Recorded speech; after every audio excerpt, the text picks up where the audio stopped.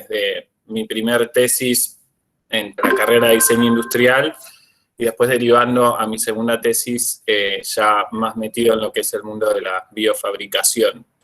No sé qué tipo de introducción querés que haga, porque puedo seguir hablando. No, está perfecto. Lo que te sientas cómodo contándonos de tu camino. Y bueno, ¿y cómo terminaste en el ámbito de la sustentabilidad? Sí, en realidad, quizás el relato sirve un poco para, bueno, contar mi experiencia en realidad, ¿no? O sea, estamos creo que todos y todas aprendiendo esto de cómo, por lo menos lo veo yo, de mitigar nuestro paso por este tiempo que tenemos, ¿no? De lo que nos toca vivir en este tiempo y la profesión que elegimos. Intuyo que la mayoría del otro lado están en formación de alguna especie de carrera, digamos, creativa en el ámbito del diseño y quizás mi relato sirve un poco para contar cómo fui, en un proceso que todavía sigue constante, cómo fui madurando en el sentido de tener conciencia de qué impacto tenía lo que hacía yo, sería como lo tenemos todos. Dije, bueno, yo estoy acá interviniendo en algo, fui empezando a aprender un poco de la historia del ser humano, digamos, en la Tierra, que ocupamos un espacio muy chiquitito, digamos, en la línea de tiempo, si lo vemos para atrás, pero en ese tiempo echamos moco a más no poder, o sea, en muchos aspectos. Y en cuanto a la formación, ¿no? Como diseñadores, darse cuenta que los modelos que seguimos replicando o empleando en la actualidad, hay muchos que ya no están vigentes, sería. El tema es que querramos ver el elefante dentro del baño y no nos dediquemos a ver qué azulejos quedan más o cuáles son las tendencias que nos sugieren que tengamos que utilizar, digamos, para decorarlo. Sería atender a los problemas de base importantes de la raíz. Y todos, digamos, siempre digo que la sustentabilidad atraviesa todas las industrias, entonces por eso me parece que ya sea que estén en el ámbito de la arquitectura, el diseño industrial, de indumentaria, textil, de moda, o como quieran entrarle por ese lado, todas y todos intervenimos en la materia, transformamos recursos que son finitos en gran parte, y que nada sale, digamos, de esta bola azul en la que estamos flotando en el medio de no sabemos dónde. Entonces, aprovechar, digamos, los recursos que tenemos inteligentemente, pues lo somos, todo lo que el universo material que nos rodea y que nosotros lo creemos como habitual, no salió de una vaca ni de una semilla, sino que la mayoría, con suerte, fue pensado por diseñadores y diseñadoras. Entonces, a eso hablo de la gente, de tener esa conciencia de qué rol estamos ocupando en nuestra profesión. Y bueno, en mi transcurso, cuando yo decía mi primer tesis, ahí me metí, digamos, en lo que es la sustentabilidad, casi sin saberlo, pero estamos hablando hace más de 10 años, en lo que yo entiendo ahora de diseñar para lo que es el metabolismo tecnológico. Y entender a los materiales como nutrientes que están circulando en este metabolismo. Entonces, mi primer tesis fue básicamente de reciclado de un material que eran el caucho reciclado de las cubiertas, neumáticos, y desarrollar un material sustentable a partir de este descarte, detectar la oportunidad de mejora y diseñar un producto, agregarle valor a través del diseño, no solo lo formal o el output del diseño en sí, sino pensar en todo el proceso, el ciclo de vida, o cómo extender el ciclo de vida de ese producto. Entonces ahí fui como que detecté que por ahí iba la cosa, por lo menos yo me sentía bien en cuanto a lo que hacía, en cuanto a la profesión que había elegido. Ahí están hablando de que tienen que admitirlos. Entonces ahí empecé a sentir como que el diseño sí tenía un sentido, un propósito, más allá de, quizás al principio, yo quería ser diseñador de autos, nada que ver. Y después empezando a tener la formación un poco más de diseñador industrial y más diverso, nunca más diseñé un auto, no tengo auto, ando en bicicleta, o sea, cambia un poco los paradigmas, pero también a partir de formarme, ¿no? O la deconstrucción de lo que creía que era el diseño. Y estamos en formación, en construcción constante, en formación y en aprendizaje. Para nada, creo que nos alcanza la vida para aprender eso. Muchos sí, entramos engañados queriendo diseñar autos y después entendemos que hay un gran problema con eso, pero está bueno pensar también en vez de diseñar autos, ir a la necesidad que estamos resolviendo, que es de ir de un punto A a un punto B, y ahí entramos los diseñadores a poner propuestas. Bueno, siguiendo el hilo de lo que estaba diciendo, ahí entré, esto estamos hablando del año 2007, entré, digamos, en el mundo de la sustentabilidad y entendí que por ahí va la cosa, por lo menos para mí.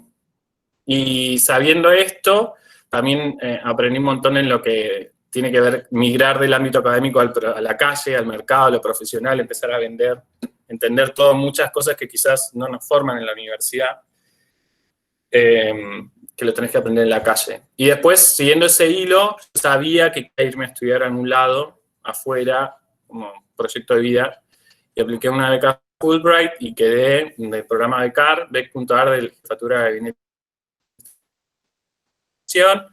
donde hicieron a profesionales en relación al ámbito de la ciencia y la tecnología para su formación y su vuelta al país, digamos, con algo abajo del brazo. Y así fue que me fui bueno, la beca era para Estados Unidos, yo me quería ir a Europa, le calculé mal, no puedo quejar tampoco, y me fui a la Universidad de Filadelfia a hacer una maestría en sustentable. Y en este ámbito creo que está bueno contar o relatar que en esta maestría generábamos conocimiento, estábamos aprendiendo y generando conocimiento con alumnos y alumnas de todo tipo de diversidad cultural, étnica, de todas partes del mundo, arquitectas, diseñadores, ingenieras, o sea, profesionales de la educación. Yo decía, no entendía nada. Saliendo de la escuela de diseño, que somos realmente, bueno, la mayoría nos nucleamos, ¿no? Estamos como en una burbuja y salir, digamos, cambiar de charco, de estanque y medirme en el buen sentido con otras personas que se fueron formadas en otro sistema educativo, también otras culturas. Eso quizás responde a el abrir la cabeza, o decís, mira, esto no era así en todo el mundo. Lo que me confirma una cosa que agradezco y lo volvería a hacer, de haberme formado en una universidad pública y gratuita, que somos privilegiados en ese aspecto, y que en la cancha, digamos, con otra aula, agradecía toda la formación y conocimiento que tenía, porque era bueno, sería. Pero no hablando de mí, sino de las herramientas que me pusieron. Decís, me servía para algo esto. Y bueno, y ahí ya, a diferencia de mi primer tesis, ya sabía lo que quería hacer. Era como que tenía, quizás cuando uno está, capaz que hay mucha gente que en instancia de elaboración de tesis o proyectos, que quizás lo más complejo es elegir un tema, encontrarlo, resolver un problema. Bueno, acá yo ya sabía lo que quería hacer, que era un poco la evolución de mi primer material desarrollado. Y nada, y ahí fue cuando empecé a investigar, estamos hablando ya del año 2013, y hacer pruebas descubrir el mundo de la biofabricación, y entender también que el camino que venía llevando, esto era una evolución, y era diseñar para el metabolismo biológico, por así decirlo. Entonces, acá estoy hablando del metabolismo tecnológico y biológico, y acá entran todos los materiales tecnológicos inventados por el ser humano, y acá todos los materiales no intervenidos por el ser humano sería, o los diseños que se vinculan o están alineados con esos ciclos naturales. Y bueno, y así empecé a descubrir todo el mundo de los hongos, las bacterias, de empezar a crecer los materiales y productos adelante mío, y me resultó fascinante poder tener esa experiencia. Y después volver a Argentina, porque no había otra opción, tenía que volver, literalmente volver con parte de esta misión país de la que formaba parte, y hacer algo con eso que nos beneficiara a toda la sociedad. Sería, no es que fuera a salvar el mundo, en el sentido de que desde el engranaje que ocupaba yo, aportar algo de lo que me habían dado. Quizás me adelanto un poco, pero ahí se cerró bastante el ciclo cuando me metí en el mundo de la docencia. Yo ahora doy clases también en la Universidad de San Andrés, acá en Buenos Aires, yo estoy en Capital, ahora viviendo, y en simultáneo también lo que fue, ahora está todo parado por razones públicas de que no podemos estar cara a cara, por eso también estamos así detrás de una pantalla. También me convocaron de la parte de Cultura de Ciudad de Buenos Aires para dictar unos cursos no, sería como el primer laboratorio, taller de biofabricación en barrios vulnerables. Hay un programa de la parte de Cultura de Ciudad de Buenos Aires que se llama Arte en Barrios, y justamente hay programas para capacitar desde, no sé, carpintería, herrería, diseño gráfico, bordado y cultivar bichos raros ahora también. Y bueno, y ahí en lo personal se cierra el ciclo porque yo sentía que estaba cumpliendo en lo personal y en mi crecimiento individual, literalmente, como dice el programa, es un logro colectivo, y estaba cerrando un ciclo que había empezado ya hace varios años y que pretendo seguir haciendo, sería, ¿no? Transfiriendo este conocimiento que adquirí gracias a un laburo, digamos, en conjunto, y después transferirlos, en este caso, a distintos sectores en lo que sería demográficamente, en la escala social, por así decirlo, ¿no? Donde las diferencias son privilegios más, privilegios menos. De golpe me encontraba enseñando en una universidad de las más, no sé, tiene que ver el precio, pero caras, de Buenos Aires, y al otro día en simultáneo en la Villa 1114. Y es una experiencia genial, porque verificamos que la única diferencia que hay son los privilegios, porque las ganas de aprender y lo despiertos que están los alumnos es lo mismo. No hay cambio. Así que nada, hice como un poco de barrido de cómo entré y qué es lo que estoy haciendo. No sé si querés seguir con las preguntas. Mira, podríamos seguir con lo sustentable o con la biofabricación, pero me parece que da para seguir con la biofabricación. ¿Qué es la biofabricación? ¿Qué es la biofabricación? Lo bueno de ahora es que estamos todos sobre la computadora, en el celular, y lo pueden googlear. Pero en la experiencia personal, biofabricación, o no sé si es en criollo o como me sale o como lo interpreto, representa un cambio de paradigma en donde se emplean emplear procesos biológicos para cultivar y cosechar materiales y productos en vez de manufacturarlos. Por eso decía que es un cambio de paradigma, porque rompe con el modelo lineal de tomar, hacer y tirar, y en este caso tiene que ver más con un diseño para economías y procesos productivos circulares, en donde el concepto de basura no existe. Utilizamos procesos biológicos, como por ejemplo el crecimiento de hongos, para reemplazar aglutinantes artificiales. Artificiales quiere decir que han tenido intervención en el hombre por el ser humano, sería. En este caso utilizamos procesos biológicos que pasan delante de nuestros ojos, pero antes no les estábamos dando bola, y ahora entendemos que los podemos usar para reemplazar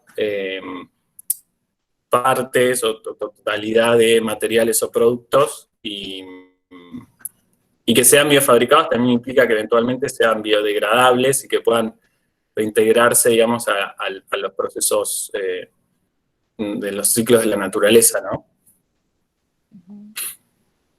¿Y qué potencialidades?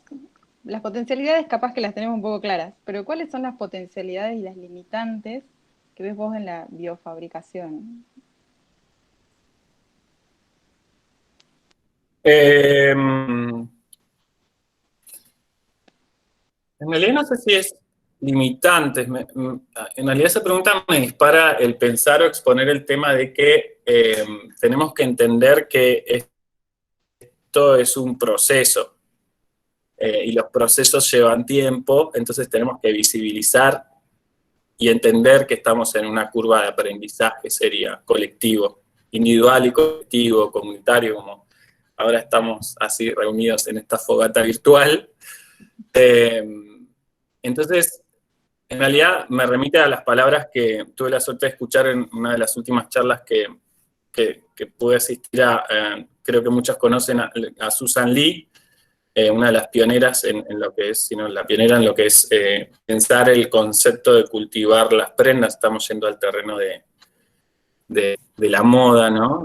De las prendas o las cosas que nos ponemos en el cuerpo. Y ella hacía visible, digamos, la situación del tiempo que lleva pasar de un proceso de gestación de la idea de startup al mercado, y en síntesis ese proceso, en casos verificados, digamos, comprobables, de que ahora, de un tiempo a esta parte y no mucho, digamos, lleva un promedio de 10 años de llevar al mercado. Entonces, creo que, no sé si responde a la pregunta específicamente, pero el tiempo es una variable que tenemos que entender e incorporar como parte de los procesos.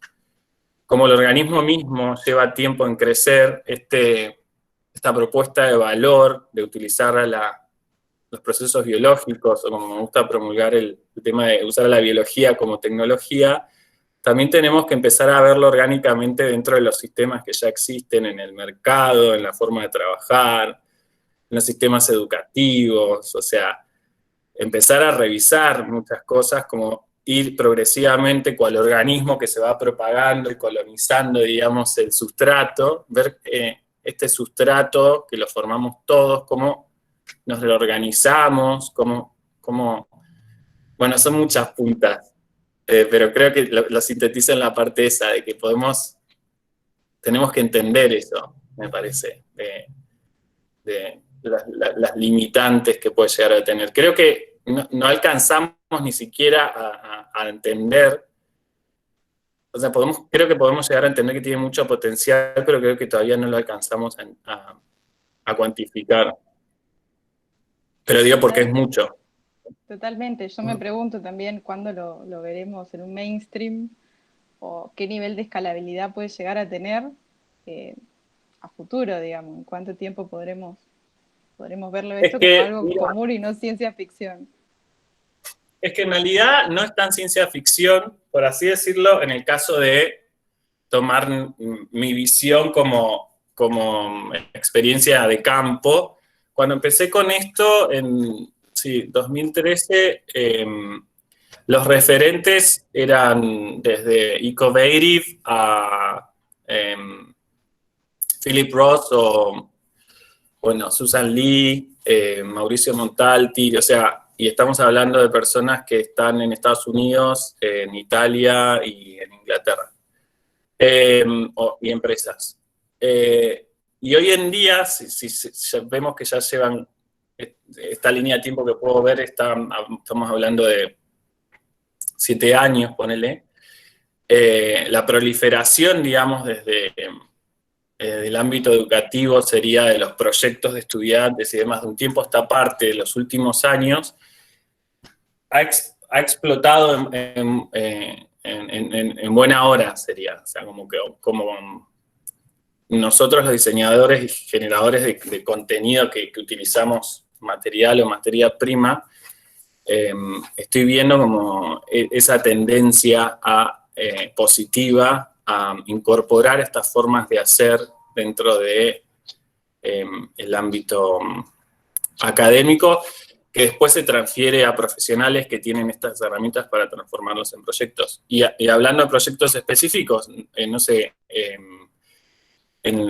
hace muy poco, en los últimos años, también vemos en el mercado emprendimientos que están reemplazando el cuero, literalmente, o sea, escalando. Ecovative, que yo les decía, están trabajando en este proyecto desde el 2007, son uno de los pioneros en este sentido, de trabajar con hongos para aprovechar descartes de biomasa y demás.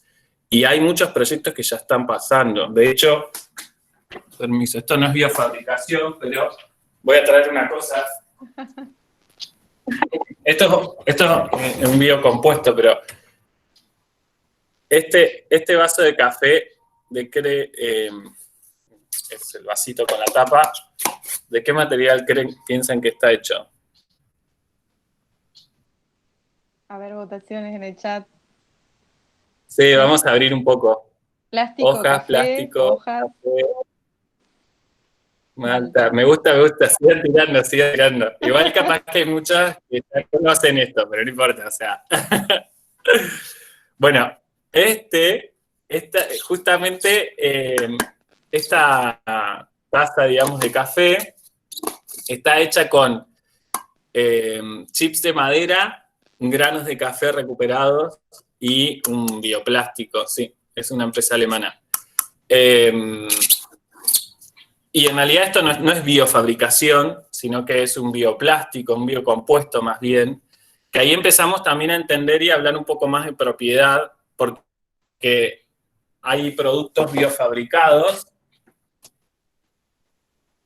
Por ejemplo, acá tengo algunos, vamos a sacar me tendría que hacer un agujero para poder usarlos, ¿no? Pero estos pendientes están biofabricados o están cultivados utilizando procesos biológicos.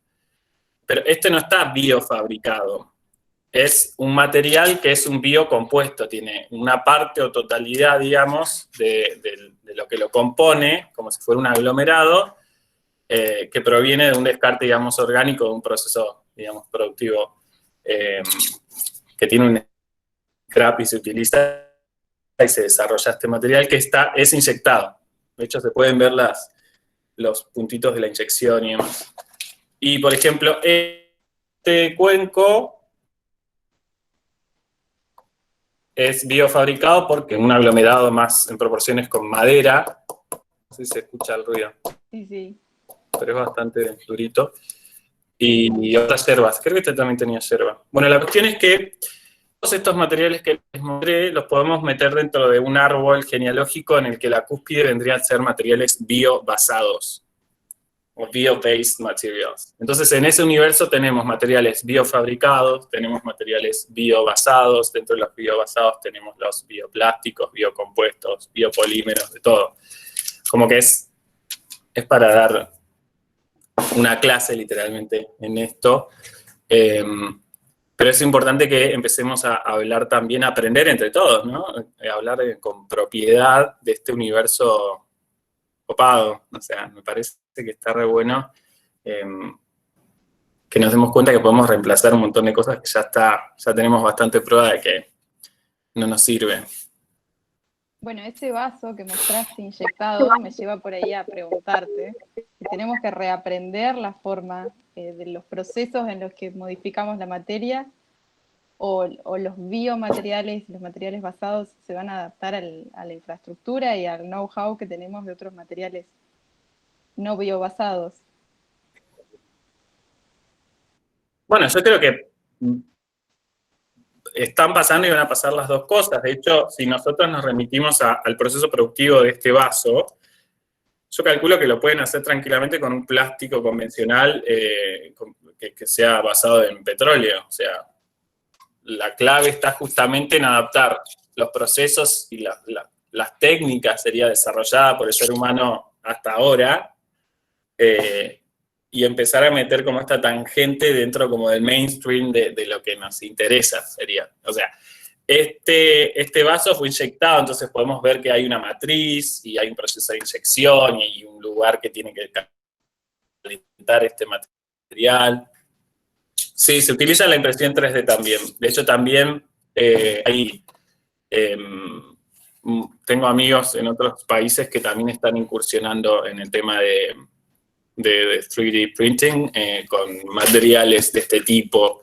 De hecho, ahí entra la impresión 4D, de vuelta haciendo visible la variable tiempo, porque, digamos, hay materiales biofabricados con hongos que se pueden inyectar con impresión 3D, y hay la cuarta variable vendría a ser el tiempo, porque una vez hecho la estructura con la impresora 3D, el organismo hace su magia y sigue creciendo, y ahí se termina de completar el proceso. Entonces, fíjense cómo pasamos de 3 a 4D, está bueno. La idea de cómo empieza como a aparecer un híbrido entre los modelos y las tecnologías que que aprendimos hasta ahora, con estas que estamos incorporando, con una tecnología que es más antigua que nosotros. La naturaleza viene hace billones de años haciendo investigación y desarrollo, incluyéndonos.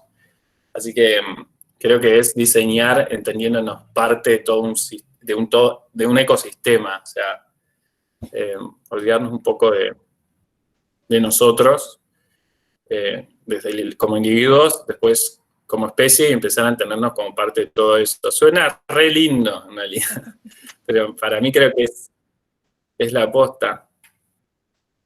Ahora que hablas del tiempo, en una de tus charlas mencionabas que los productos cultivados respondían de alguna manera a los ciclos de la moda, porque los productos se podían degradar en cuanto pasaban de moda. Eso me quedó pensando mucho también, en qué manera tenemos que modificar los ciclos de consumo o cómo este producto en realidad se está moldando un ciclo de consumo quizás no sustentable. Sí, yo quiero aclarar que me pasa de que bueno, si bien en mi primer colección yo empecé diseñando accesorios dentro de la colección, accesorios de moda,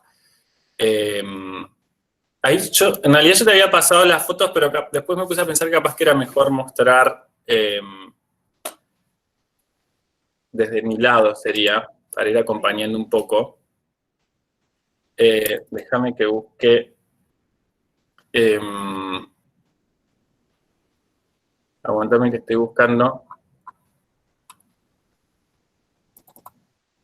Yo el meeting no lo uso mucho, entonces cada vez que entro en la interfaz es como que tengo que aprenderla de vuelta. Sí, pero ¿sabes lo que me está pasando? Que no me están dando bien la conexión.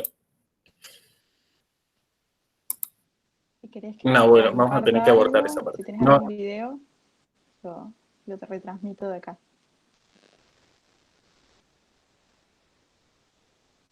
sí, en realidad lo que te compartí está lo que es la carpeta, vamos a la parte como de moda o accesorios, no sé. Está la carpeta Eco Warrior o la de Tex Río de la Plata. Ahí están las cosas de los accesorios. A ver. A ver si puedo compartir acá. Me tardan en cargar, como todo esto lo tengo seteado en Drive. Claro. Bueno, vamos a tener que abortar esta parte. Bueno, lo que quería decir era que yo mi primera colección, que comienza en 2013, pero que termino presentando en 2017 en Puro Diseño, ahí hubo una variedad de productos desde la alcancía, que fue el primer producto que cultivé, lámparas, calzados experimentales, cuencos y hasta bow ties sería. Y después en mi segunda colección, que es Eco Warrior, ahí sí fue mucho más, porque me pidieron, era en el marco de una charla TED, diseñar accesorios. Y me pasa que la moda tiene creo, tiene más alcance, es más popular, pues todos nos vestimos, creo, reduciendo, si hacemos la reducción. Sí, la errada deducción que estoy haciendo, pero literalmente tiene más alcance. Entonces me pasa de que muchas personas me contactan diciendo, bueno, no, vos diseñás accesorios de moda, y yo no, yo siempre digo, la creatividad no pide permiso, o sea, yo me formé como diseñador industrial, perdón, me pido disculpas a quienes se formaron como diseñadoras o diseñadores así de indumentaria, pero por eso yo diseñé más accesorios, porque desde el diseño industrial sí tenemos una formación que va más en realidad a la envolvente del cuerpo y todo lo que nos ponemos por encima, digamos, de la segunda piel o los textiles que nos ponemos para cubrirnos o abrigarnos como necesidad básica. Entonces, en relación, te había dicho, me estoy yendo por las ramas. Perfecto, está Volveme a repetir perfecto. la pregunta. Estábamos hablando de la cuestión, Vos sí, de los productos que se degradaban cuando había llegado su momento de obsolescencia. sí, creo que haces referencia a la charla TED, Sí, ¿no? Porque justamente, y en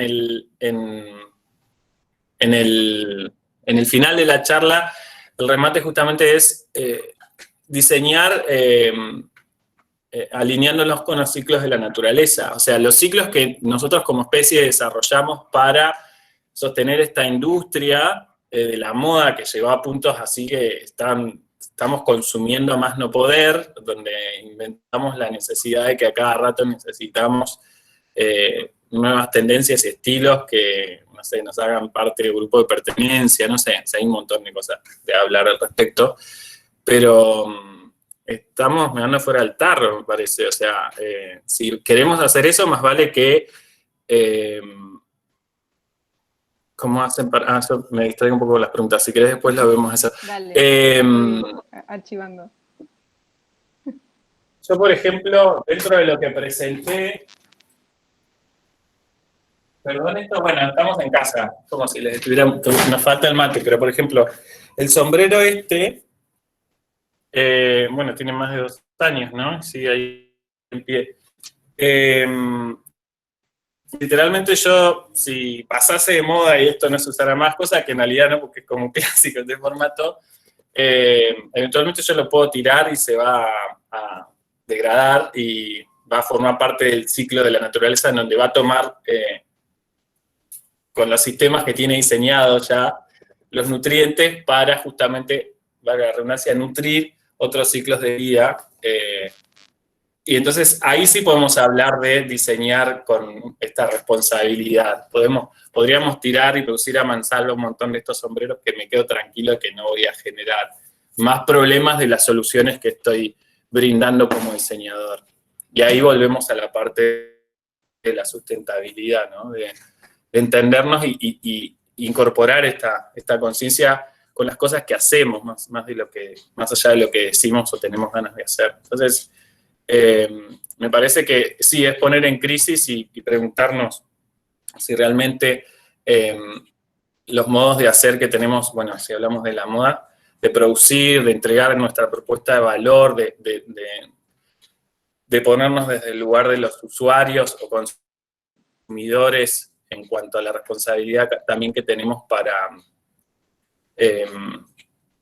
dentro de este sistema en el cual formamos parte también, en el sentido de que nosotros cada vez que compramos estamos votando por proyectos, entonces es difícil, lo sé, porque cuando, no sé, uno va a H&M y ve todas las cosas súper baratas, es muy difícil controlarlo, pero está diseñado como una droga en el cual nos encanta poder consumir. Bueno, tenemos que ser conscientes de las consecuencias también que tiene eso, ¿no? Pero nosotros que estamos del lado de los que creamos cosas, ahí quizás está la astucia, ¿no? De encontrar la beta, de cómo empezar a hacer un caballo de Troya dentro del sistema que ya está funcionando, ¿no? Cómo empezar a inocular y meternos por todas estas redes que ya existen. Ay, no se estaba haciendo como apología al cultivo de prendas, tallar todo. Pero bueno, esto es con intenciones buenas. Acá una de las preguntas del chat dice si por ser materiales sustentables tienen menor vida útil.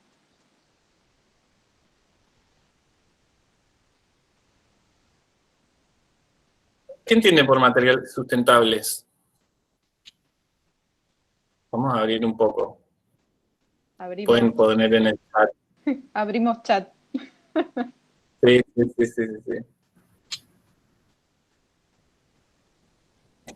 Nadie se anima. Me encanta porque cuando uno pregunta, cuando da clases en chat...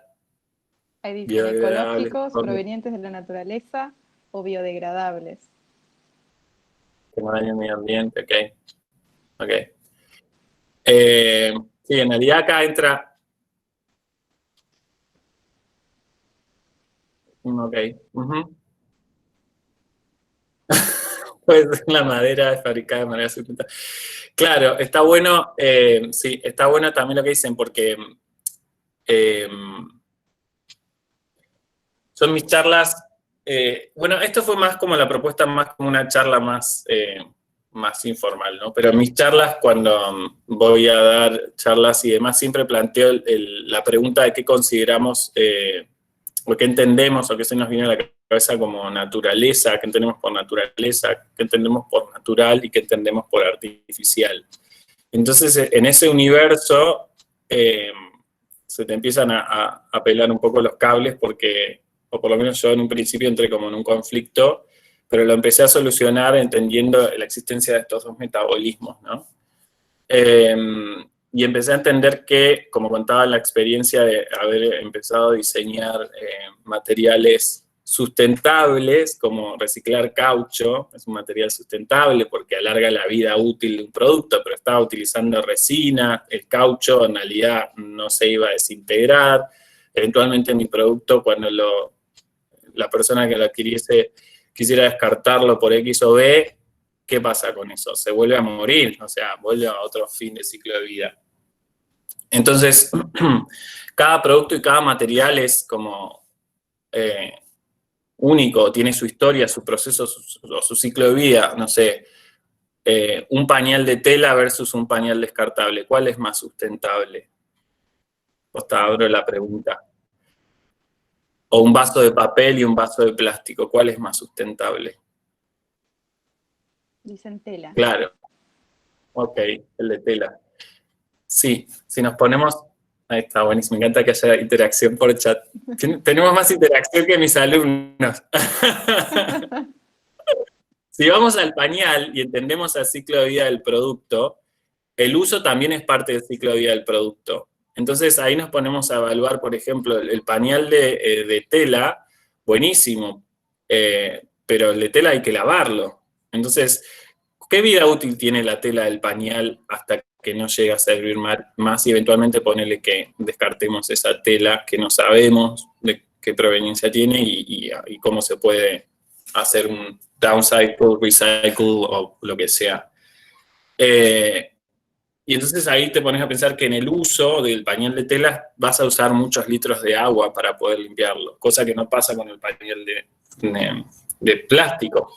Yo no estoy acá tratando de convencer que el de plástico es más sustentable, sino que estoy tratando de poner en evidencia lo que tenemos que hacer en todos los proyectos de diseño que intervenimos, de no dar nada por hecho y literalmente poner en duda todo lo que creemos que es, o sea, el plástico en sí tampoco es mala palabra, depende cómo lo usemos. Si el pañal de plástico fuese biodegradable, y la verdad que empieza a reclinarse un poco más la balanza para el otro lado, pues capaz que en una de esas hasta tiene beneficios para el ecosistema porque lo nutre de algún modo. O podés combinar las dos cosas, claramente. Eso nos lleva a la Y pregunta. ¿Qué pregunta? A ver. ¿Qué es la Ahora, sustentabilidad? todavía estoy tratando de contestármelo. Por definición, bueno, la sustentabilidad, en realidad el concepto de sustentabilidad, si hacemos una revisión histórica, es un concepto que el ser humano como especie viene desarrollando o entendiendo hace no mucho tiempo. O sea, los primeros indicios en el mundo empiezan a formarse a partir de la década del 60, por poner, digamos, un punto. No sé si alguien leyó Silent Spring, La primavera silenciosa, de Rachel... lo podemos googlear, está bienvenido el googleo para que me ayuden. Pero después empieza a forjar, bueno, este libro en realidad esta mujer justamente fue una de las que primero puso en evidencia todo el daño que estábamos causando como especie en el medio ambiente por el uso de pesticidas, y por eso se llama el libro Silent Spring, porque no estaba quedando ningún pájaro vivo, se estaba muriendo todo, no había pájaros cantando. Es muy triste lo que estoy diciendo, perdón que me esté riendo, pero era la pura verdad. Y después, en las décadas, Rachel Carson, ahí está.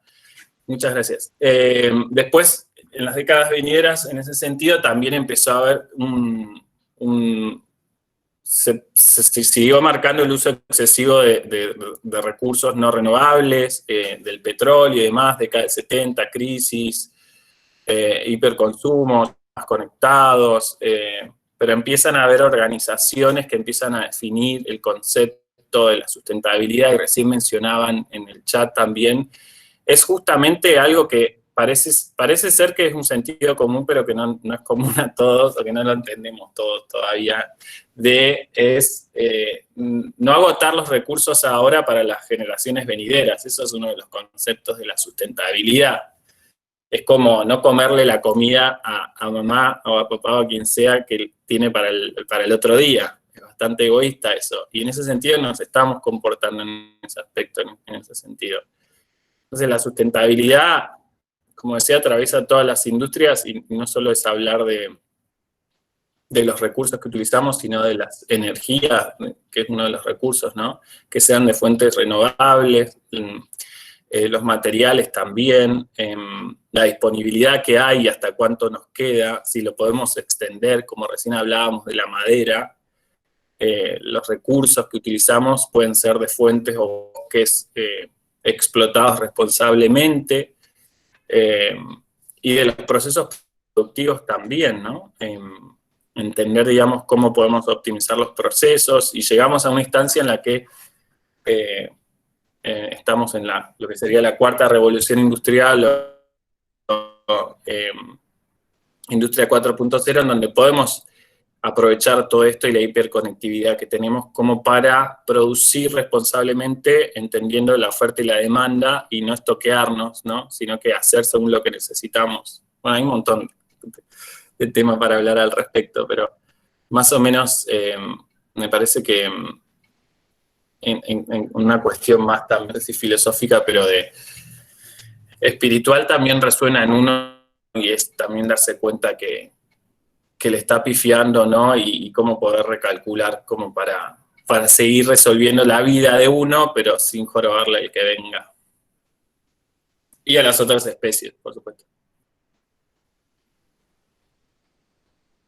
Bueno, yo quisiera preguntarte ahora, volviendo a los materiales a tus materiales cultivados, ¿cómo es el proceso creativo desde el momento en el que tuviste la materialidad y poder entender qué se puede hacer con esa materialidad y cuáles son las alternativas hasta llegar a la forma, digamos?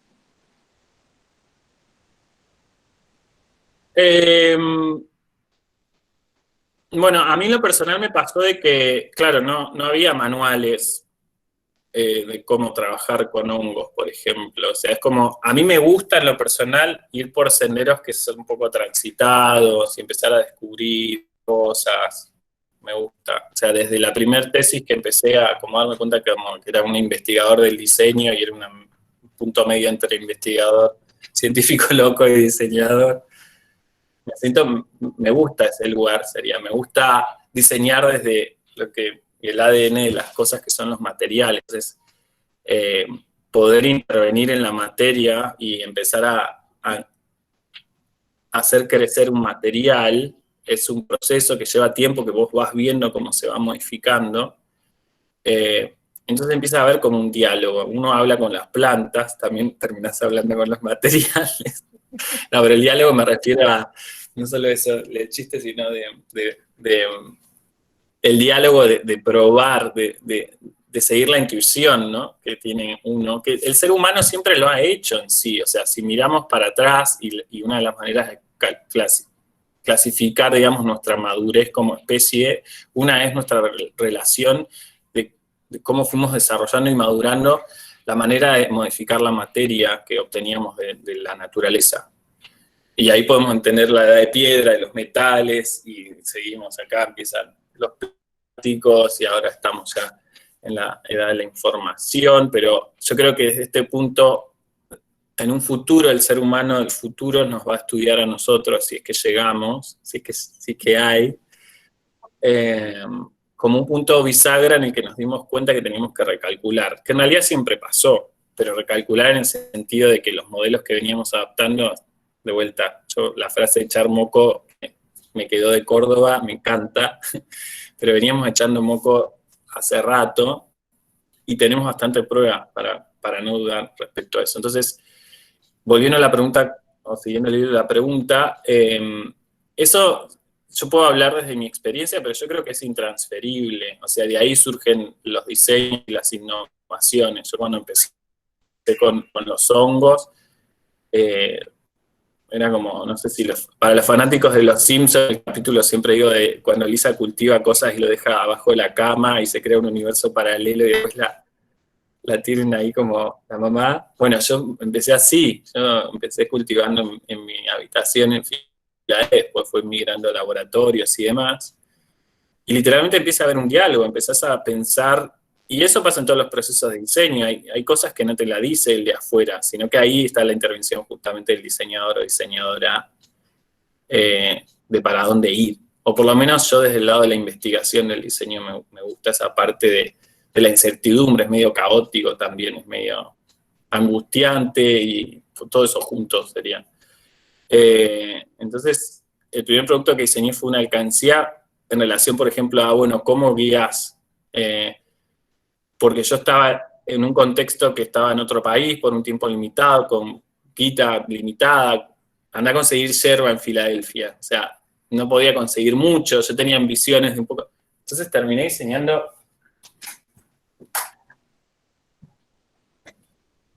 la alcancía porque necesitaba probar qué pasaba con este material. No es cerámico que vos vas y haces un curso de cerámica que es como viene desde los egipcios, o sea, el ser humano viene, ya hay como oficio, ¿no? Pero decís, bueno, dale forma a un hongo. O sea, Claro.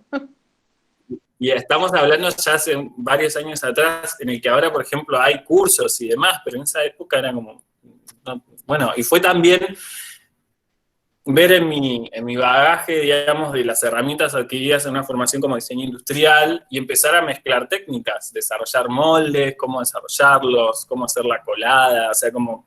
Y eso me divierte en el sentido de que vas marcando como un rumbo. Este está dividido, ¿ves? Para mostrar. Y eventualmente yo al principio, dialogando con el material al principio, siguiendo mis técnicas o mi cabeza de el sistema educativo lineal, arraigado desde... Nosotros en diseño nos ponen, bueno, ahora está más actualizado, calculo, pero cuando yo estudié en el 2000 empecé, la Bauhaus, ¿no?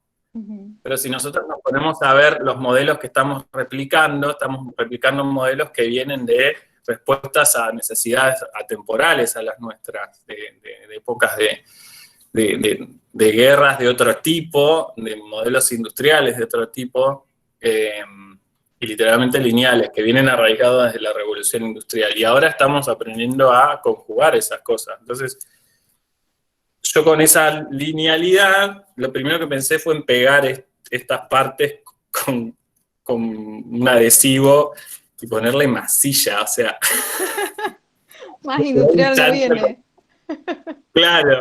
Claro, pero después siguiendo investigando, yo tuve la suerte de estar allá en Nueva York, en el MoMA PS1 se hacen todos los años un concurso de arquitectura experimental, y había justamente ese año un proyecto de una torre hecha con ladrillos, con hongos, y utilizaban el proceso, o sea, pegaban, digamos, las partes con el micelio. Ujú. Entonces, parte de seguir investigando y aprendiendo, literalmente ahí descubrí que podía reemplazar esa vinculación y utilizar el mismo proceso biológico para pegarlo. Y así fue que pasó. Entonces era 100% biofabricado. La materialidad, la unión también era resuelta por el mismo organismo. Entonces, todo el material acá no está, pero la etiqueta también es cultivada con celulosa. Y ahí hablo del diálogo. Entonces, yo no fui sabiendo que iba a diseñar una alcancía. Bueno, en realidad la alcancía tiene que ver con el objetivo de que esto sea un objeto icónico de la economía circular, porque esto además tiene semillas, entonces literalmente cuando lo rompes, el usuario puede experimentar cómo el material se convierte en nutriente para otro ciclo de vida. Entonces yo no sabía que iba a diseñar un chanchito, pero en el proceso vas aprendiendo las aplicaciones, sería, ¿no? También dado por las circunstancias, nosotros estamos en un contexto, en un país, en distintas ciudades, cada lugar tiene su oportunidad. Entonces ahí radica en cada uno y en cada una en salir a buscarla y encontrarla. Preferentemente no inventarla, porque eso vendría a ser más deseo, pero eh, literalmente identificar eso, qué oportunidades hay y meterle. Acá preguntan, ¿crees que hay apertura en el sector privado o público para apoyar investigación y desarrollo en biomateriales?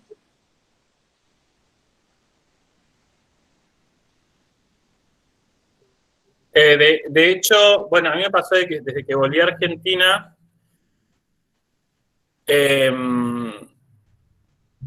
Me acuerdo que era como que, bueno, yo salí cual, te digo que parezco la película esta, no sé si vieron En busca de la felicidad de Will Smith, que hace la película con el hijo, que sale con la valijita, ¿me siguen? No, bueno, yo salía con mi valijita con hongos a, a todos los ministerios y cosas. Tiene esa parte lobby por detrás que uno tiene que salir a buscar que te crean. Y en ese entonces no había mucha cosa. Vamos a hablar que volví en el 2015, que tampoco es tanto, o sea, no es mucho para una cosa, es poco para otra. Y desde ese tiempo a esta parte se creó la Comisión de Biomateriales del Ministerio de Agricultura, creo, eh, que la dirige una diseñadora industrial. Ay, se me van los nombres, ¿ah?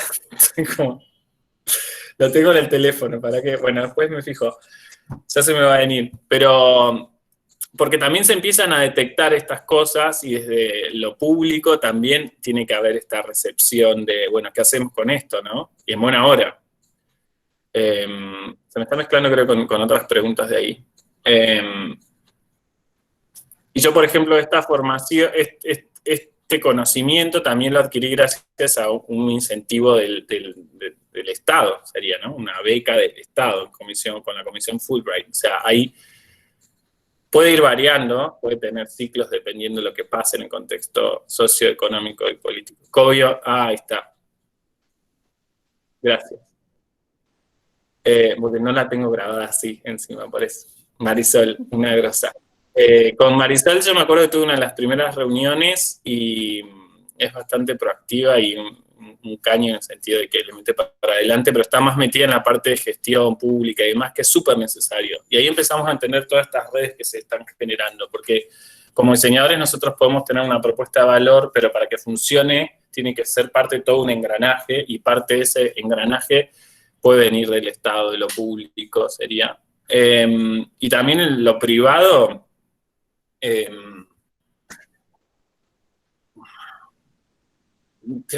tenés de todo, sería, pero también quizás en lo privado tenés un poquito más de suerte, en el sentido que es más específica la cosa. Que tenés en Estados Unidos, por ejemplo, tenés mucho los angels investors, que también yo hice pitch y todo allá para tirarme el lance y demás.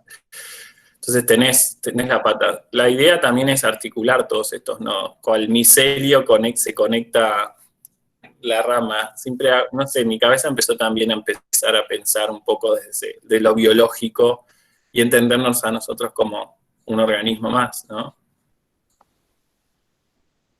Preguntan también si son valorados como un negocio rentable los biomateriales.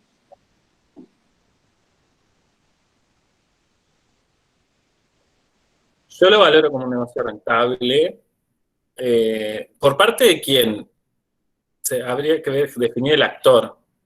Si por la gente que consume, por los quienes invierten, ¿cómo definiríamos un poco las preguntas? María, si quiere activar el micro, también bienvenida. Bienvenidos todos Sí. a intervenir ahora.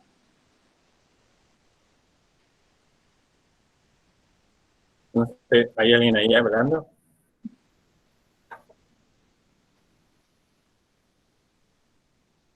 Hola, ¿No? hago la pregunta yo. Rentable por la industria, si esto se puede escalar a nivel industrial, y si se lo pone comparado con la industria, ¿se puede igualar en tema de costos? Ok. Yo estoy en eso, digamos, como una pata en lo que me gusta es seguir investigando y demás, y por otro lado quizás también en la búsqueda, un poco también de complementar con profesionales que sepan lo que yo carezco. Me parece que eso es fundamental en tipo sociedad, para ser un buen complemento. Pero en relación a lo que preguntabas, en lo que puedo llegar a ver o lo que haya aprendido, me recuerdo cuando estuve en una charla de la Bolsa de Cereales en 2017, creo, donde se exhibieron algunos productores de bioplásticos, donde ahora están reemplazando materiales para para el packaging o material descartable para comida, y eso ya es un hecho. Después tenemos proyectos que están haciendo lonas o banners publicitarios con bioplásticos biodegradables, y es acá en Argentina. Estoy tratando de hacer memoria. Hay mucho, digamos, siempre en el campo de la investigación, en el ámbito académico, pero llevando, digamos, a la migración al mercado, siendo que en Argentina yo puedo llegar a visibilizar un gap o una diferencia, digamos, en cuanto, si podemos hablar de tendencia, de hasta como 5 años. Yo, cuando comencé esto en 2013, lo digo por haber hecho una tesis de investigación en ciencia, en Argentina no había casos de aplicación de biofabricación en el mundo de diseño.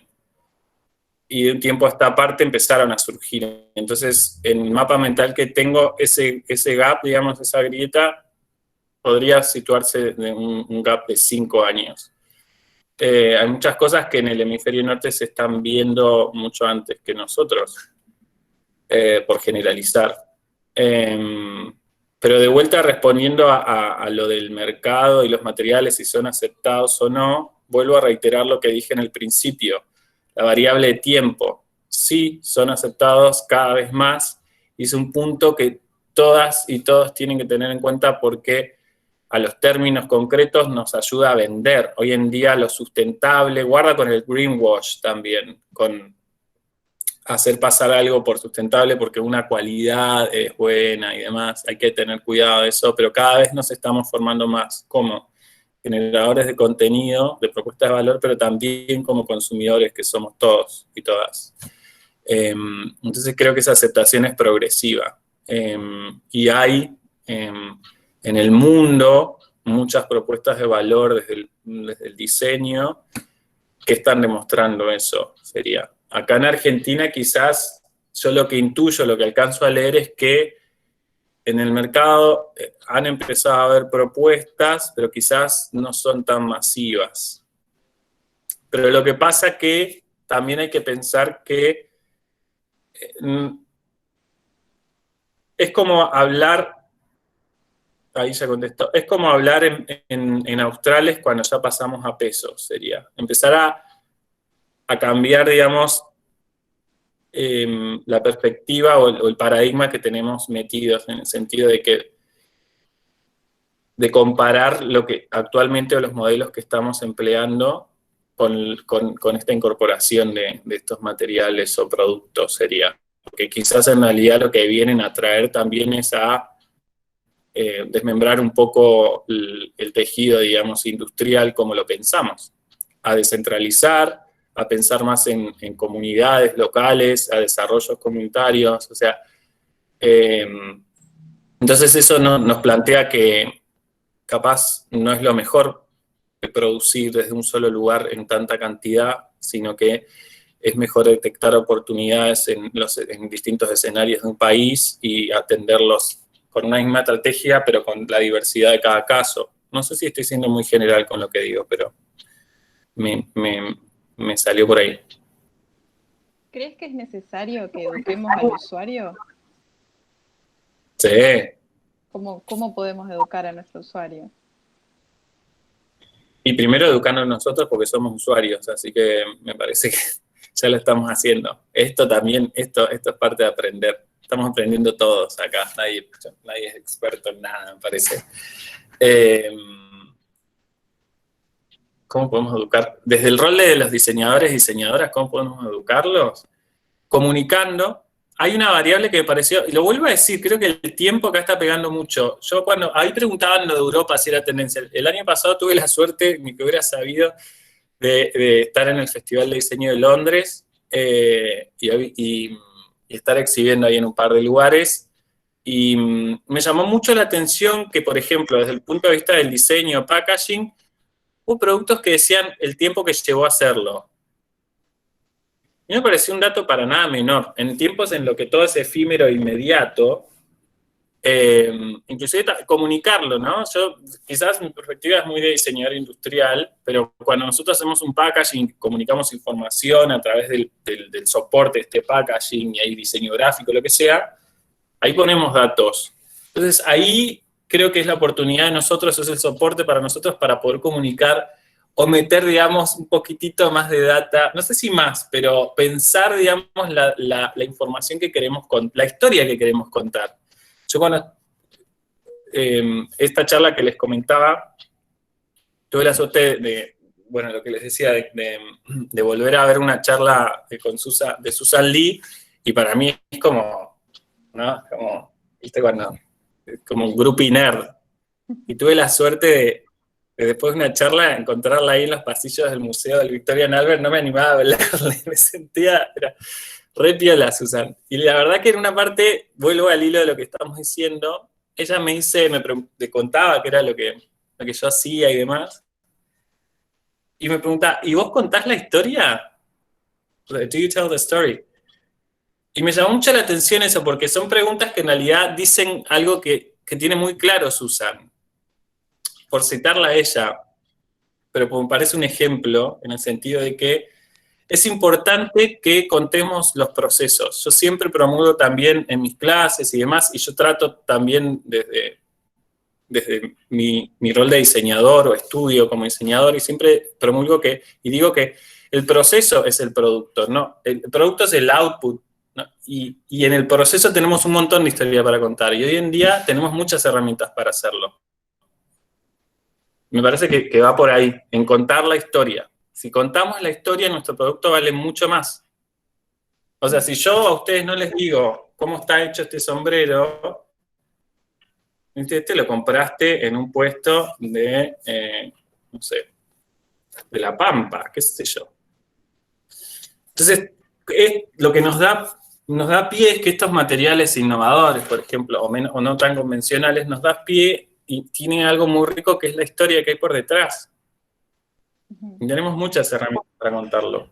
Es mi interpretación, no sé, no creo ser el dueño de la verdad sería, pero en cuanto a esa pregunta, me parece que una de las cosas es contar la historia de la manera en que nos salga.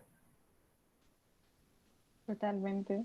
A ver, acá preguntan cómo te vinculaste con la biotecnología y quiénes te guiaron para la elaboración de tu tesis de grado en relación a la bioquímica.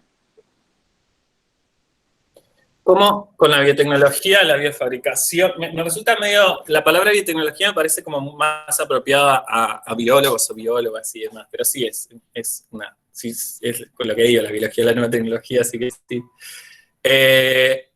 Mi proceso de tesis, de investigación y desarrollo para mi tesis, que después siguió en esta forma de proyecto de mi estudio y demás, fue guiada en el ámbito académico por la maestría, ¿no? O sea, el director de la tesis de la maestría, Rob Fleming, uno de mis mejores docentes que he tenido, muy inteligente, mucho sentido del humor. Fue uno de los primeros guías, pero él tenía más un perfil de arquitecto, o sea, yo básicamente hacía lo que quería, me dejaba hacer. Que en realidad fue lo mismo que me pasó con la tesis de diseño con Daniel Capelletti, que nunca intervino en nada, pero fue lo mejor que puede haber pasado, ¿no? De tener esa libertad. No sé si es bueno o no. También, quieran o no, la decana de la facultad, Mariela Marchisio, amiga, fue mi mentora, digamos, mi guía de la primera tesis, y yo cuando estaba haciendo la segunda tesis también desde Filadelfia hablaba por teléfono y demás, buscando guías y demás. Pero después yo migré de Filadelfia a Nueva York a lo que es GenSpace, un laboratorio comunitario, el primer laboratorio comunitario en Nueva York, dicen ellos, yo les creo. Donde ahí también me encontraba, bastante en bolas, porque cuando investigás no hay nadie que te diga qué es lo que tenés que hacer básicamente. O sea, podés tener guías, asesoramientos o charlas y demás, pero después depende mucho de vos. Y ahí sí tuve la suerte de conocer a la directora, Ellen, que también una grosa me guió bastante, y después con todos los compañeros y compañeras del laboratorio que nos veíamos esporádicamente, Nunca me sale el apellido. Aprendí mucho de Ali Schneider, bueno, tipo Schneider es el apellido, que había terminado su carrera de fashion designer en Parsons, de Nueva York, the New School of Design, y justamente había trabajado con celulosa bacteriana y micelio y demás, así que en el laboratorio era como que compartir data, eso mucha generosidad en ese aspecto. Sobre todo cuando es recíproco sería la cosa, eso me parece que es fundamental. Cuando es unilateral hay que fijarse un poco qué pasa, pero si es recíproco, bienvenido sea. Y después, ya mucho por mi cuenta sería, de biblioteca, internet, papers y demás, ¿no? Ya más en Argentina creo que es más guiado por mí, o por lo menos también es mi decisión de seguir dirigiendo esta línea de investigación. Yo te preguntaría, entre que pregunten algo más, ¿qué les darías como el top 10? ¿Qué leer, qué ver, qué estudiar sobre este tema para seguir formándonos? Me vino primero a la cabeza, que ya lo deben haber visto, el documental de Abstract, creo que es el número 2 en Netflix, donde aparece Oxman contando ahí todo su desarrollo en MIT. Tiene un equipo interdisciplinar. Después la base, digamos, a mí uno de los primeros textos que siempre recomiendo porque me parece genial, es genial en cuanto, de hecho, cuando yo hablaba de que la sustentabilidad y cómo la vamos entendiendo y aprendiendo, uno de las Biblias, digamos, de la sustentabilidad o cómo entender el diseño es el libro Cradle to Cradle, o de la cuna a la cuna, de William McDonough y Michael Braungart, no sé cómo se pronuncia. Esto es lectura obligada. De hecho, este libro no está hecho con papel. Ya les spoileé una parte. Léanlo para ver de qué está hecho. El formato libro sería, ¿no? Parece un libro, libro convencional, pero estas páginas no son de la celulosa de un árbol talado. Y parece, o sea, es pesado. Y si no te lo dicen, no te das cuenta.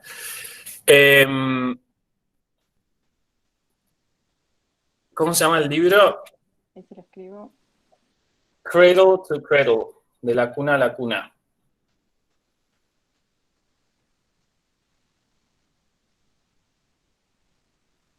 Igual hoy en día, y ahí me da pie para hablar mucho de lo que es, ahí está, el activismo material, material activism. Hoy en día hay mucha data online en las redes en ese sentido, y los algoritmos te van llevando, ¿no? Como por esa burbuja que nos creamos de las cosas que nos interesan. Y diseñar para la abundancia, creo que sí, no sé, lo podemos googlear, porque hicieron, creo que el otro libro que hicieron es Upcycle, creo que se llama. Pero me pareció como medio reiterativo. Pero diseñar para la abundancia, no sé, ¿eh? En Google. Busquemos. Diseñar para la abundancia, no lo había...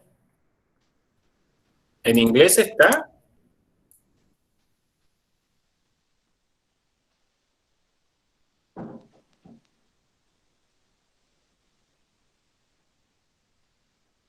No estaría encontrando. Ecodiseño de abundancia, ¿no sé?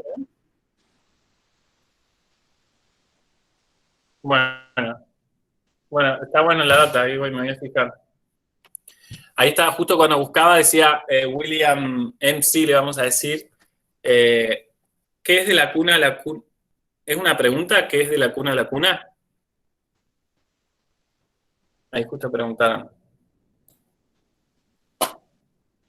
Tengo entendido que es como una crítica del primer libro, que es de la cuna a la cuna. Ahí está, no había leído la otra parte.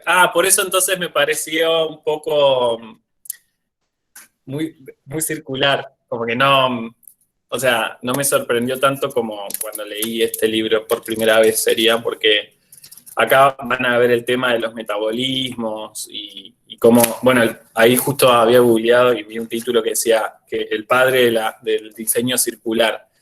Y hay un montón de datas y charlas de William que están súper copadas.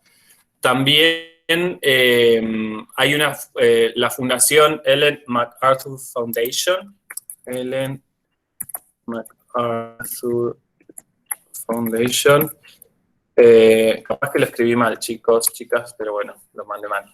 Ese también es un dato que tiene que ver con, hay un montón de info y data con respecto a lo que es diseño, economías circulares, es fundamental, que no solo habla específicamente de biofabricación y demás, sino de distintas estrategias, cómo podemos pensar desde el diseño, incorporar el pensamiento sistémico y salirnos de lo lineal del proceso que es, de golpe, ponernos en un proyecto para diseñar algo y olvidarnos, pero entender o incorporar la capacidad de entender las partes y el todo del proyecto, los límites del sistema del que forma parte y demás. O sea, me parece que eso es fundamental y habla más allá de qué entendemos por diseño sustentable o biofabricación y utilizar procesos biológicos. O sea, es diseñar nuevas propuestas de valor.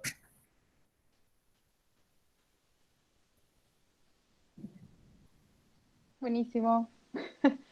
¿Alguien más que quiera hacer una pregunta, una intervención, un saludo, traer un caso? ¿Están todos en Santa Fe? Yo estoy en Paraná. Ah, que era Igualmente. Córdoba capital, San Luis, Santo Tomé, Santa Fe, San Juan, Córdoba, Paraná de nuevo. Qué Mar del grande. Plata, Córdoba capital, en un pueblo de Entre Ríos. San Luis, Mar del Plata. Qué bueno. Che, me intriga mucho saber desde cuándo, digamos, esta motivación, cómo te nació esto de dedicarte, digamos, a la biotecnología y demás. En casos específicos, en realidad fue guiado por cuestiones personales de querer irme a otro lado. Nada que ver, o sea, eso es lo lindo en realidad. No sé, cada uno, viste, que va haciendo el camino y me encontré con esto que estaba alineado con lo que yo venía sintiendo. O sea, al principio yo, en síntesis, porque si no es como de golpe, les había dicho, quería diseñar autos y en Argentina en el 2000 fue, bueno, me voy a Córdoba con unos amigos. Estudiando diseño fue como que lo hice, pero no me terminaba de convencer lo que hacíamos. Y en mi tesis, cuando decido qué hacer, y encontré esto del material, como, ok, bueno, sustentabilidad, bien, me gusta, diseño sustentable. Y después ya madurando el tema de diseñador, recibido, proyecto y demás, pum, gano esta beca, me voy, y ahí fue como, ok, tengo que hacer una segunda tesis, pero ya sabía con la experiencia esa que la siguiente parte tenía que ser más bio, y ahí se abrió la puerta, sería. Pero ninguna cosa hubiera pasado si, o sea, el Silvio el secundario que se quería ir a estudiar afuera, no sabía que iba a terminar cultivando hongos cuando me quise ir. Yo me quería ir de mis pagos, yo era del sur, de Trelew, quería salir de ahí, quería conocer otras ciudades, nada que ver, o sea, las motivaciones se van vinculando. Está re bueno, qué sé yo, no sé. Pero fue por ahí. Y en síntesis también, yo considero que hay que perderle un poco el miedo, porque me parece que la palabra biotecnología, quizás por ¿cómo se llama? Cuando es por preconceptos, los juicios previos, capaz que entendemos como que tenemos que estar vestidos con guardapolvos blancos en un laboratorio con mesas de acero inoxidable y barbijos, que ahora es bastante común. Pero yo cuando fui al laboratorio de Nueva York, dije, bueno, esto lo puedo hacer en mi casa, pues no sabes lo que era. Entonces le perdés un poco el miedo. Y así fue cuando me armé mi laboratorio, que tampoco es como la gran cosa, ¿no? Tampoco quiero subestimar, ¿no? Porque también tiene mucho laburo, no es soplar y hacer botellas. Pero es meter el pecho y darle, qué sé yo. No sé si es muy buena la respuesta que estoy dando.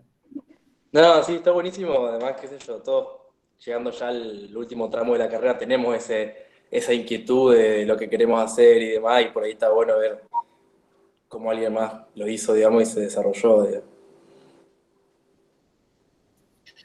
Sí, bueno, no sé qué edades rondan. Yo ya me olvido un poco que estoy ya más cerca de los 40, tengo 38 y ya van a ser 20 años que me recibí. Entonces, a mí me cuesta, porque como siempre me mantuve en ámbito académico, yo siempre me siento como un estudiante más, y lo soy. O sea, ahora estoy del otro lado poniendo notas, pero en cualquier momento sigo estudiando otra cosa, no puedo evitar. Pero sí, está re bueno, esas inquietudes.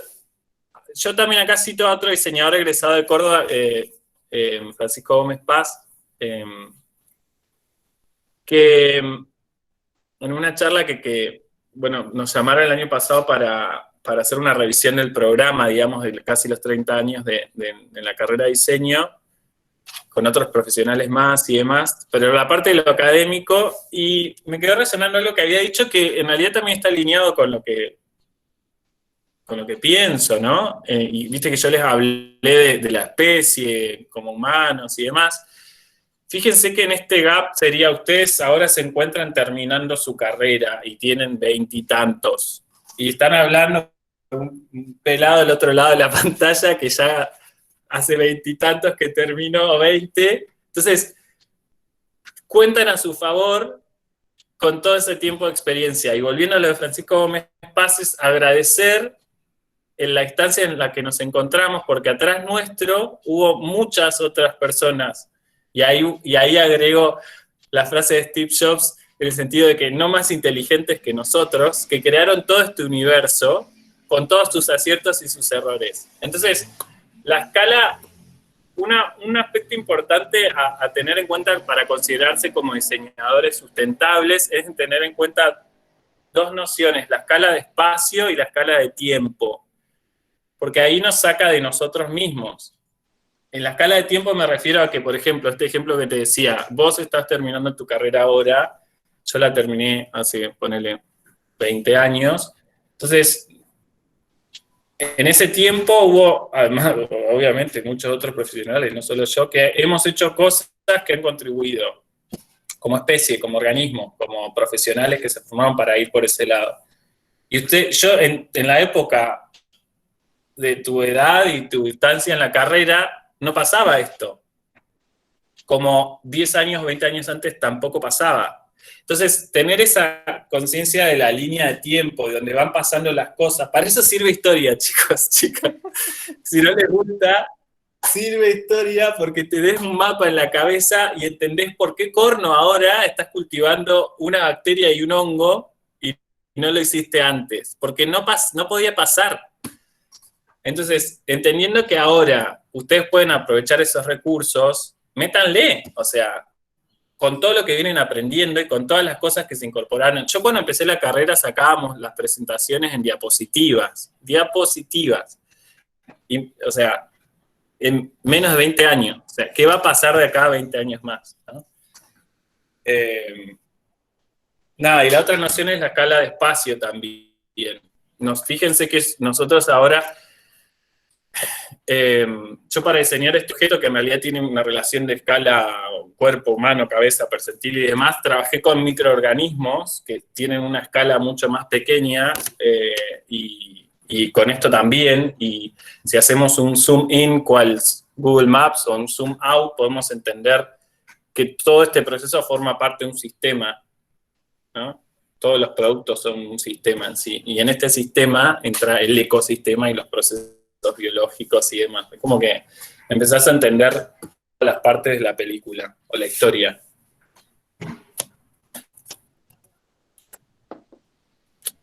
Yo creo que ahí hay mucha otra pregunta. Acá preguntan, ¿qué haría falta para que a nivel social se opte por este tipo de objetos sobre los de fabricación convencional?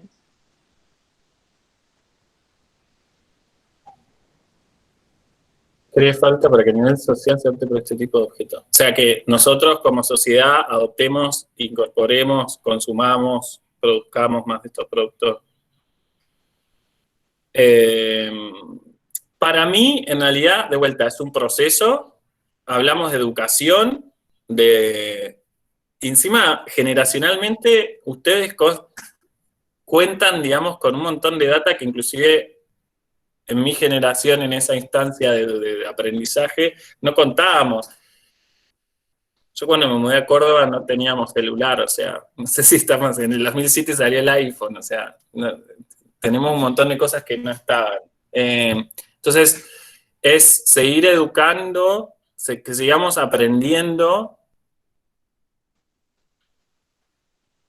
Conciencia, no sé a qué se refiere, Cecilia. Seguir aprendiendo, sí, una cuestión de educación, pero en los distintos estratos, ¿no? Desde el consumidor, desde todas las partes o los actores que forman parte de las cadenas de valor, desde los que producimos, los que los producen, desde los que invierten, desde los que generan las políticas. Fíjense que recién hablamos de la Comisión de Biomateriales que dirige Marisol. También tiene que haber políticas que pongan en la agenda todas estas cosas y materiales que podemos aprovechar. ¿Sí? Y me parece igual súper importante de mencionar el tiempo. Esto es un proceso, no es una competencia, pero si nosotros tenemos en la oferta de productos, ¿no? Ahí hablamos de fabricación convencional, y podemos empezar a ampliar, ¿no? Un gap acá en la oferta, que se empiece a ampliar, digamos, y empiecen a entrar en este, digamos, espacio de oferta más productos de este tipo, ya estamos ganando, sería. Progresivamente que en la góndola haya un producto convencional y otro con estos materiales no convencionales, ya es un triunfo, sería. Contanos sobre los procesos y siempre relato. ¿Usás? Sí. Sí, sí. Sí, o sea, más en esta época de storytelling por todos lados, o sea, ese lenguaje que estamos usando, o sea, aprendamos a usar. Los materiales, procesos que utilizás. Bueno, yo empecé cultivando hongos. Recién hablabas en las preguntas que habíamos mencionado, que no mencioné, lo de la yerba mate. Y lo que es la identidad, capaz que quedó un poquitito que me parecía interesante mencionar. Hongos, bacterias, cultivo de bacterias, que sería esto, bioplásticos, biomateriales biocompuestos, o sea, como que voy probando todo lo que se me aparece. Perdón que organicé y dejé todo del otro lado. Para que voy a buscar. A ver, ahí ya llegó.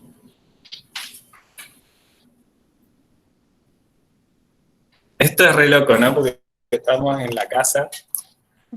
Acá tengo muestras así de bioplásticos. Bueno, acá tenemos un cultivo,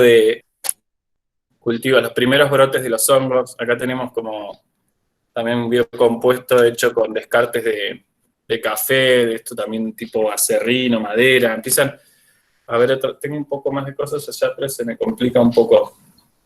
La idea es prestar atención a los materiales que tenemos, a las oportunidades que están ahí adelante, ¿no? O sea, pasan adelante nuestro, y creo que ahí radica la clave de encontrar el valor donde otros ven basura.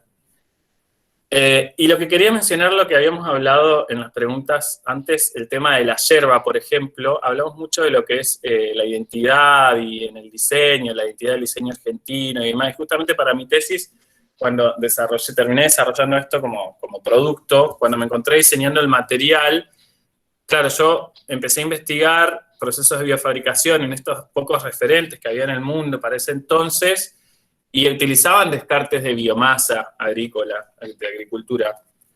Pero volver a Argentina con eso era como importar tecnología y ya está. Entonces, justamente cuando pensamos en identidad, diseño, Argentina, cultura, ¿no? Ahí fue como, bueno, no sé si fue lineal, pero con la experiencia de haber diseñado el material con caucho reciclado, yo detecté por experiencia ya al sacarlo al mercado que las cosas que no son convencionales tienen como en la curva de adaptación de tendencias, tenés una etapa inicial en la que están los early adopters o los primeros que adoptan estas cosas raras y después se hace masivo. Y ese es un precio que también tenés que pagar en el tiempo, en una inversión que necesitas traer, ¿no? Entonces ahí, deduje que si yo utilizaba un material que tenía un family feeling, que ya conociéramos para hacer este material raro, con el bicho raro con hongos, iba a reducir este gap. Bueno, y así en esta sumatoria de cosas que me pasaban en la cabeza fue que me puse a investigar el proceso de la yerba mate para detectar un scrap que me pudiese servir. Y en simultáneo también hacer pruebas con los hongos para ver si le gustaba como comidita y demás. Y en síntesis, yo creo que la base de mi proyecto de investigación es diseño con identidad, fue transferir la identidad de la yerba, que forma parte de nuestra cultura, de la personalidad de nosotros como argentinos, o sea, está dentro de pensarnos de cosas que nos identifican como el fútbol y el tango, transferirlo a la materialidad, indefectiblemente lo que me iba a dar como resultado era que todo lo que diseñase tuviese nuestra identidad que sale de nuestra tierra. Entonces ahí después empieza a haber esa adaptación, inclusive a esa tendencia de que hoy en día también empiezan a haber otros casos de que utilicen la yerba como identidad para el desarrollo de los materiales. Y enhorabuena en realidad, pues necesitamos que haya más gente que adopte, digamos, este tipo de cosas y también con otros tipos de nutrientes que provengan de la tierra, ¿no? No solo de la yerba. Pensando en el scrap de yerba mate, nosotros estamos produciendo nuestro scrap todos los días. ¿Qué posibilidades ves de que podamos nosotros construir como usuarios, empezar a construir con nuestro scrap? Sí, definitivamente. O sea, pueden utilizar la yerba que ustedes están descartando para desarrollar materialidades a partir de ese descarte, se puede utilizar. La clave ahí está en poder conservar esa yerba y que no se les eche a perder antes de que la puedan usar. Así que sí, en realidad sí, se puede usar. Bueno, si les parece, tomamos una pregunta más y ya vamos a ir cerrando porque estamos pasados de hora. Ay, sí. Es verdad. No sé si alguien quiere hacer una pregunta más. No muerdo, no muerdo. No, pueden prender micrófono, cámara, chat. Ahí me pongo, para cerrar, pongo el sombrerito.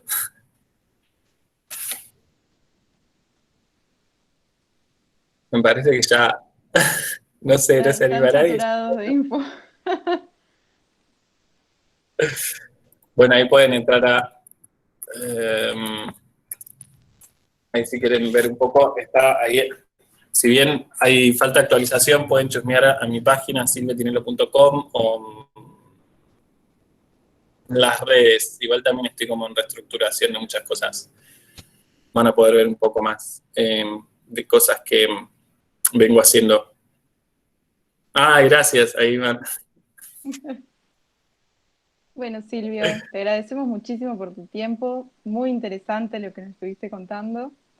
Así que bueno, quedamos pendientes a tus redes y a tus próximos productos cultivados. Bueno, bueno. Uy, ahí se ya. ¿Dónde podemos encontrar la Buenísimo. grabación de la charla? Podemos Gracias. enviarles el link al mismo mail donde se inscribieron. Estaría bueno por ahí los y las que lo necesiten por términos académicos. Buenísimo. Sí, muchas gracias por la invitación, por su tiempo del otro lado también. Y nada, seguir metiéndole por este lado porque no nos queda otra, por lo menos yo estoy convencido de eso. Genial. Bueno, chiquis, Buenísimo. gracias por todo. Muchas Seguimos todos en gracias. contacto. Dale. Adiós.